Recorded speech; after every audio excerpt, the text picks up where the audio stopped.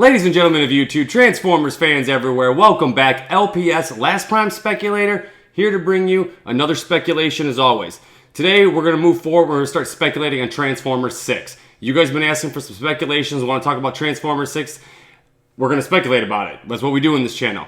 If you're not familiar with this channel, we dig deep in the lore of Transformers, and this is a speculation channel.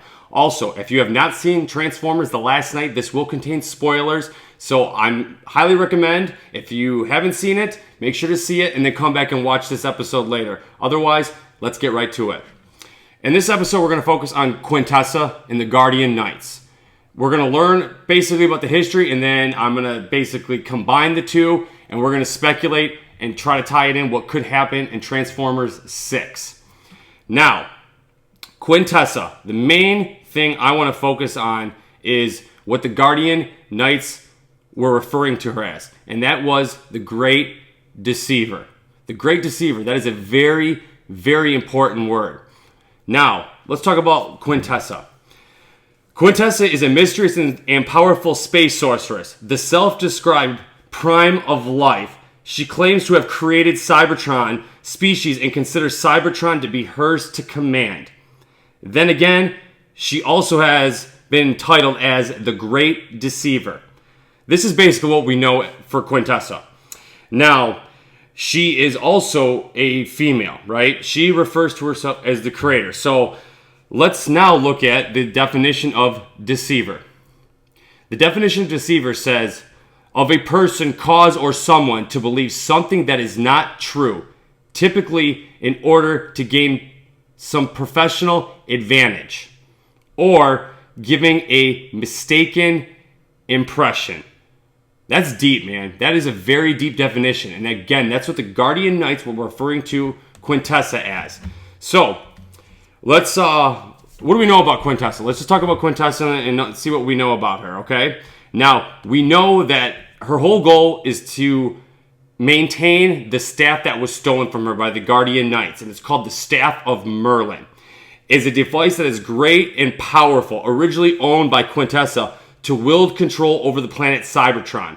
The artifact later became known as the Staff of Merlin, right? Now what else do we know about Quintessa, aka the Great Deceiver? She claims to portray herself as the creator, right? She tells Optimus, come meet your maker, come meet your creator. She says defiantly and claims Optimus as pretty much her possession, that she created him. Basically, it's her responsibility to command him, that she owns Optimus, and also referred to him as his perfect creation. She also proclaimed Optimus as her god. When Optimus came up and rageful, ready to kill her, she said, how dare you, I might be paraphrasing, how dare you talk that way to your god? She is claiming herself as the goddess of Transformers and also of Optimus Prime, right? She proclaims herself as also, again, the prime of life. That is a very big deal, that she is again, that would tie in with the creator, right? The prime of life. We're going to tie this all at the end, so bear with me. We also know that she's extremely powerful. Her powers are pretty much, I'd say, the strongest we've seen out of this live-action universe. She, this whole time, was waiting for Optimus in particular. Optimus went out to his sleep mode in search of his creators after Age of Extinction, and she was waiting for him the entire time. When Optimus landed on, quote, Cybertron, she said, Optimus, come meet your maker. I've been expecting you. Again, I might be paraphrasing, right? Now, her staff, her powerful artifact. She was telling Optimus, when she was educating Optimus about the history of his origins and about Cybertron and all of that, she basically told Optimus the way to restore Cybertron would be to retrieve the staff that was stolen from her 12 Guardian Knights that betrayed her. That the Knights escaped with this staff, and this would withhold the power to restore Cybertron. Optimus is home. Optimus was referring to Cybertron as his home, as we know. I'm going to touch all this again at the end. Now, she basically also took control of Cybertron, and if you remember in the movies, managed to basically relocate Cybertron. It was undetected by NASA in the human technology, that it was hiding behind our sun, and that's how it was able to basically make it here so quick. It was moving extremely fast. The Quintessa's power, being that she's a sorcerer, I'm assuming, was able to literally locate the planet Cybertron and hide it from Earth's technology. And possibly the Transformers too, right? Now, she seeks this staff to repair Cybertron, right? Not only that, she also was referring to the reason of Cybertron's destruction. She was basically blaming it on Optimus Prime. The Autobot-Decepticon War, we obviously know that was a big part of Cybertron being destroyed, right? But she personally blamed Optimus, in particular, for his planet being destroyed, right? Now, the whole goal when she was educating and talked about Optimus with her whole Guardian Knights and all that is that she said with this staff, she was going to basically restore the energy, the core of Earth, and use the life form of Earth and put all this power into this staff. But not only that, she referred to Earth as Unicron, which is a big deal. If you're not familiar with Unicron, he is the endgame of Transformers. He is the devil himself. Basically, in this movie, in my opinion, if you haven't seen Transformers Prime, that's kind of the route that I'm assuming they're taking. That these 6 horns were basically is the top, maybe the crown of Unicron. It also could be like the G1 planet where like the planet opens up. But those 6 horns that are coming from Earth, she refers to Earth as Unicron. That I was speechless when I heard that, right? And when she was blaming Optimus for the war, which it was a big part of it, Optimus straight up told her, Megatron's the one who started this war. And again, she was manipulating Optimus in a way to kind of control him. Remember, she called him his perfect creation and blamed him particularly for the destruction of Cybertron, right? And we also know that she was also commanding Infernicus, and that became all the Infernicons would become Infernicus, we'll just say Infernicus, and also Megatron was also working with her. But the one thing that stood out again is the Guardian Knights referred to her as the Great Deceiver. That, again, is an important word. I'm going to tie this all in, but the Guardian Knights referred to her again as the Great Deceiver. Now, let's talk about the Guardian Knights, okay?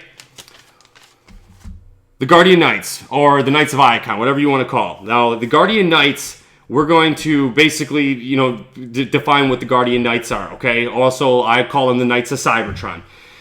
The Knights of Icon, also called the Guardian Knights, are 12 elite warriors who oppose the Deceiver sorceress known as Quintessa. They could combine to form Dragonstorm, a mighty, fire-breathing dragon. The main knights include Dragonkiss, Skulletron, Stormrain, and Steelbane, right? Now, what do we know about the Guardian Knights? We know that they can combine all together and form Dragonstorm. Dragonstorm, in a way, is an idea of these knights becoming a combiner in a way. Almost like a flying titan, maybe in the middle. But basically, in every single lore, movies, a dragon always guards a treasure, right? That would make sense why they kind of came up with the idea with Dragonstorm, right? Now, these 12 knights rebelled against Quintessa. She referred to them as her guardian knights that betrayed her. They worked together to apparently escape Cybertron and bring this staff down to Earth, where they are sworn to protect the staff and the secrets in Earth, which we know now again is Unicron, right? When they stole the staff, apparently they might have crash landed a ship as well. That's when we see Merlin and all that talking to some knight, and basically that's where he inherited the staff with the Guardian Knights. Is that basically the big war was going on in the very beginning of the movie, and Merlin apparently was a drunk, and he knew of their existence, and he told them that he did not tell anyone of their secrets, but he needed their help. And then basically that's when the bond was forged, where you are now responsible. You are basically the leader of the dragon with the staff, a wizard and a staff, right? Now, once the staff was passed to Merlin, let's say long story short, we'll fast forward, blah, blah, blah. Their ship somehow landed in the bottom of the Atlantic Ocean. Now, we know why it landed in the Atlantic Ocean, because apparently Unicron was able to use, I'm assuming, his life force to basically be able to shift the continents to in a way, make sure this ship sank. Now, that they didn't explain that, they did touch that, saying that he did affect the plates of the Earth, but also the Knights could have also had some deal way to do, because what better way to hide an ancient ship, an ancient treasure, than the deep depths within the ocean, right? Now, once we also know that when the Knights, came down to Earth, the very first one where the Cade Yeager found.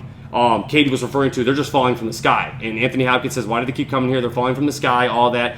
But this one knight in particular passed forth the Knight of Iacon to Katie Yeager.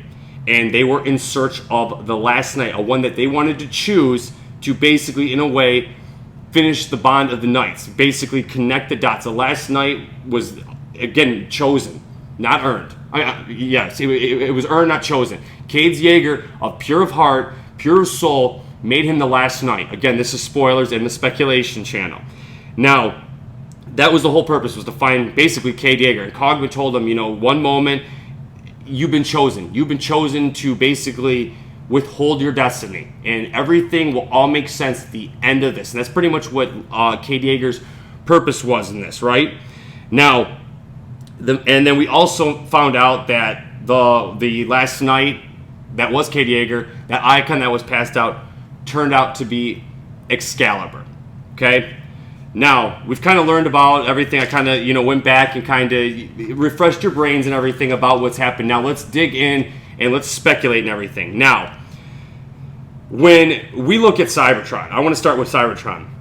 We know, obviously, that Quintessa is correct. The Autobots and Decepticons were a big reason why Cybertron was destroyed, right? The thing about this planet, the Cybertron, that Quintessa is on, I'm not buying it.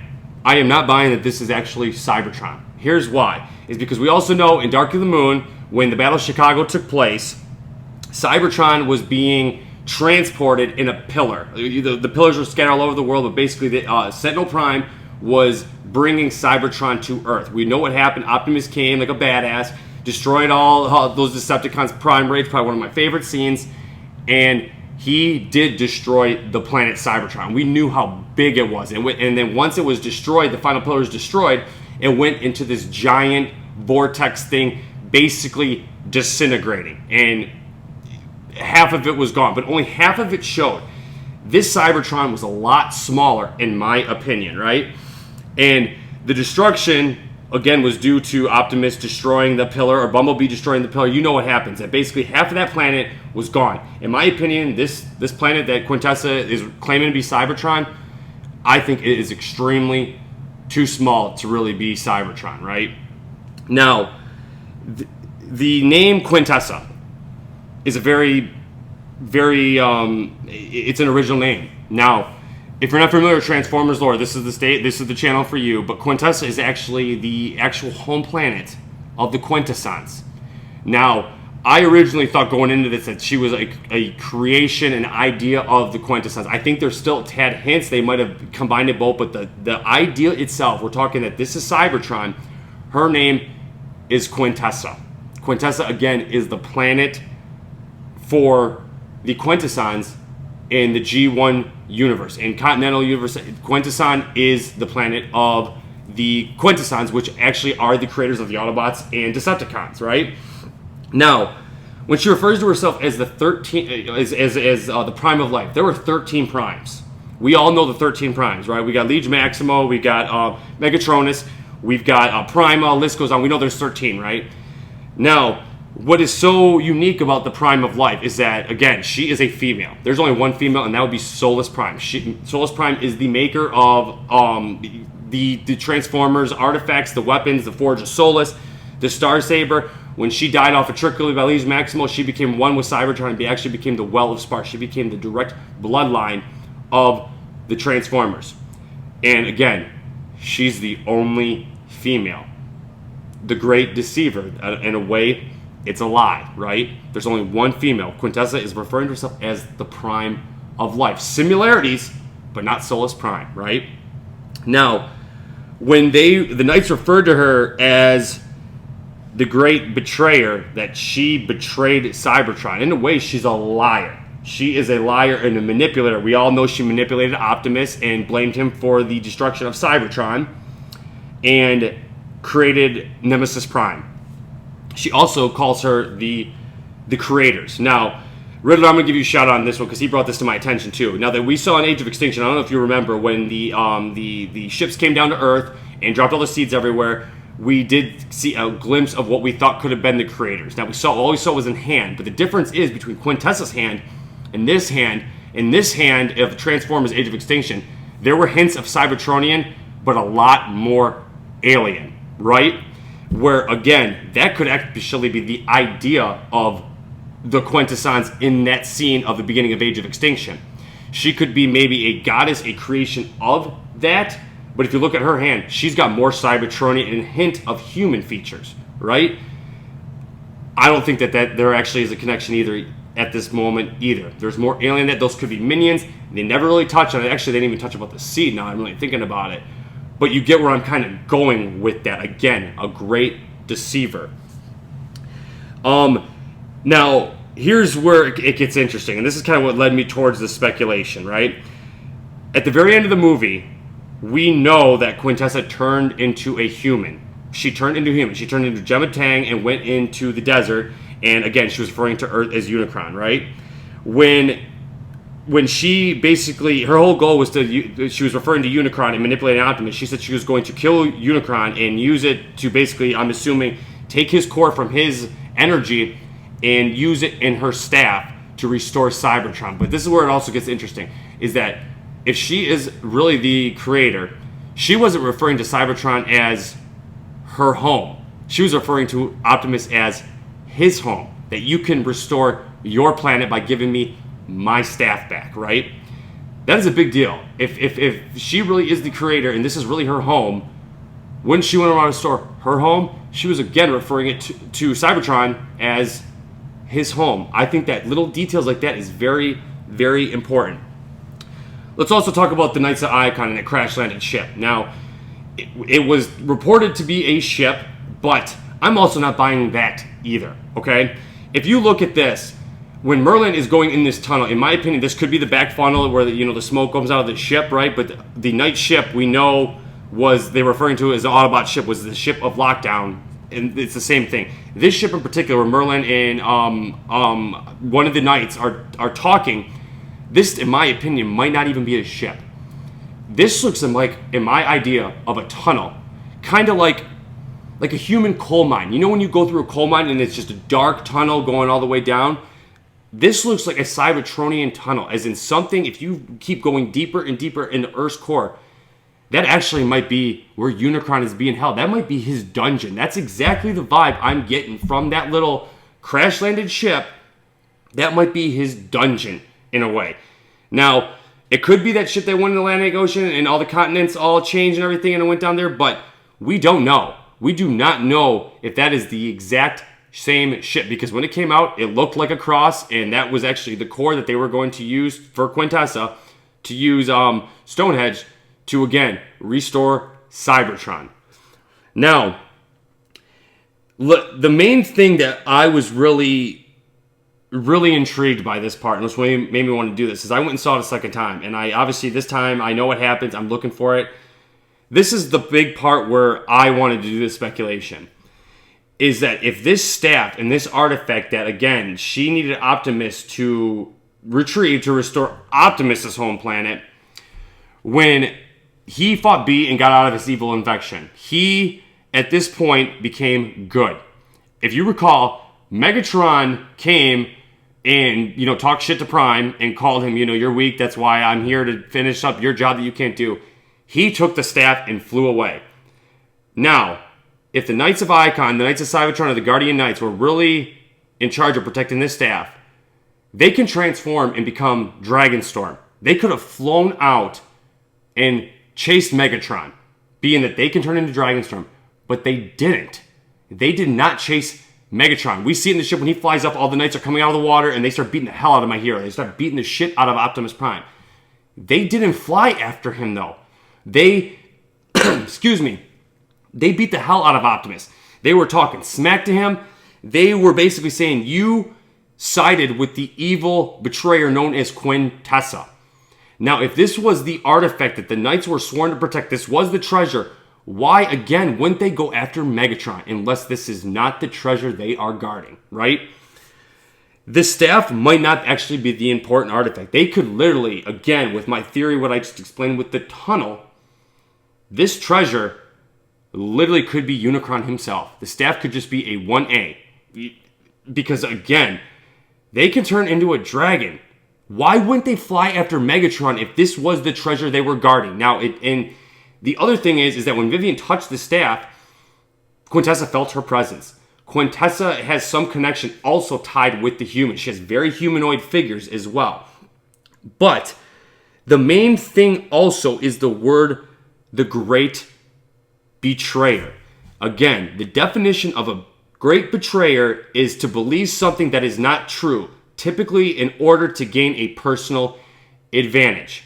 Now, if this is Cybertron, she would not have referred to it just as Optimus's home. She would have referred it to her own home as well. We know there's only one Prime. That is a female. That is Solus Prime. Now, she is the maker. Her name is Quintessa. The Knights did not go after Megatron when the staff was taken. They beat the hell out of us, and they were willing to kill Optimus because of that. Instead of wasting time to kill Optimus, they would have flew after him and got him. We're literally, this whole movie is a giant cliffhanger. I don't think this planet is Cybertron at all. This planet itself literally could be the idea of the maybe Quintessa, maybe the Quintessan planet, where she is some sort of goddess or creation of them, or maybe a creation of the seed. But if this planet is, the whole goal was to restore Cybertron and use Unicron's core to basically drain it in this staff to bring back Optimus's home, that doesn't make any sense. You also know Cybertron is Primus. If Earth is Unicron, Cybertron is Primus, she wouldn't need dark energy to restore the planet. Dark energon would equal Unicron, which would go into Primus. That doesn't make any sense. This could literally be an idea of a new route for her to restore her own wicked purposes. Maybe, again, I'm not confirming this, but this could be the Quintessan planet that she was trying to sort of, as in, I'm not buying that this is Cybertron. I'm not buying that this staff is actually the artifact the Knights were guarding. I think that this is all tiled in to Transformers 6. Now, we also know that Megatron was spotted all over these 6 horns, which would tie into his body, where he literally could be working for Unicron to have Quintessa restore him to bring back Unicron, where Megatron's thinking Cybertron's coming home, where it all could be connected. And the main thing, I also want to throw this speculation out there, is at the very end, when she talked to that gentleman at the very end about that, basically that this is Unicron, I can't remember exactly what she said, but she said something that she was going to use Unicron to basically destroy Optimus and now destroy their home. Now she's going to use Unicron as her own bidding, bounty or whatever, her own puppet. Unicron is not a puppet. Unicron, at the end of the day, once he's restored, is out for himself. Now, that guy she's talking to, if this is Cade Yeager, a.k.a. Mark Wahlberg's last movie, that could also be where maybe she uses her sorcerer power, that she could use him to kill the last Knight.